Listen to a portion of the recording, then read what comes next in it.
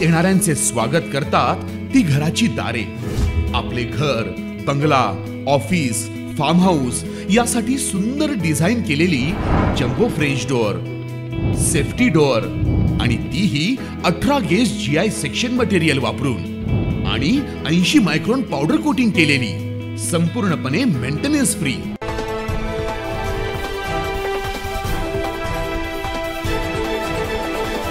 बदलापूरमधील एका नामांकित शाळेत 2 अल्पवयीन मुलींवर लैंगिक अत्याचार झाल्याची अतिशय धक्कादायक घटना घडली।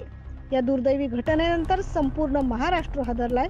या घटनेच्या निषेधार्थ सध्या शेकडो नागरिक रस्त्यावर उतरले। आरोपीला फाशीची शिक्षा द्यावी अशी देखील मागणी आंदोलनकर्त्यांकडून केली जाते। या प्रकरणातील संशयित आरोपी अक्षय शिंदे याला पोलिसांनी ताब्यात घेतलंय। मात्र या घटनेवरून राज्य सरकारला विरोधी पक्षांसह सर्वच राजकीय पक्षांनी धारेवर धरलंय। सदर घटना ही अत्यंत दुर्दैवी असून ही केस फास्ट ट्रॅक मध्ये दिली असून या घटनेतील दोषींवर कठोर कारवाई होईल असं देखील कॅबिनेट मंत्री गिरीश महाजन यांनी सांगितलंय। 5-6 तासापासून हे आंदोलन या ठिकाणी चाललेलं आहे। रेल्वे बंद आहेत, अनेक येणारे जाणारे लोक आहेत, अनेक रुग्ण आहेत, पेशंट आहेत आणि मला असं वाटतं की 5-6 तासापासून हे आंदोलन चाललेलं आहे।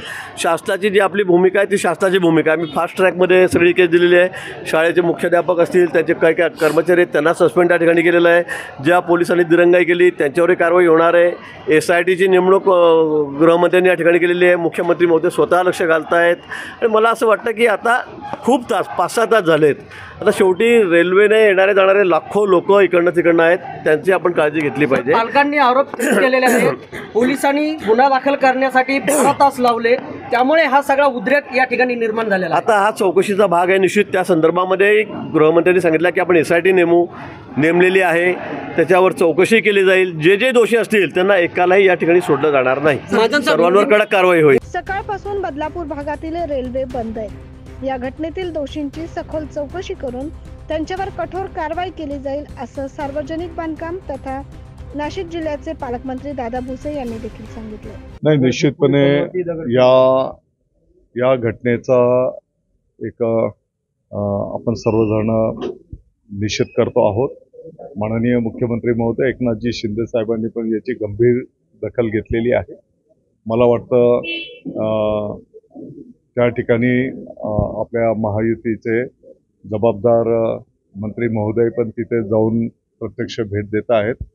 या घटनेची सखोल चौकशी केली जाईल आणि त्याच्यामध्ये जो दोषी असेल त्याच्यावर कठोर कारवाई केली जाईल। बदलापूरमधील घटनेसंबंधित शाळेतील मुख्याध्यापक कर्मचाऱ्यांना देखील बडतर्फ करण्यात आलंय। मात्र सकाळपासून बदलापूर रेल्वे स्थानक परिसरात आंदोलन सुरू आहे। दरम्यान आता घटनेतील दोषींवर कठोर कारवाई होणार का हे बघणं महत्त्वाचं ठरणार। Bureau report 9 news Maharashtra.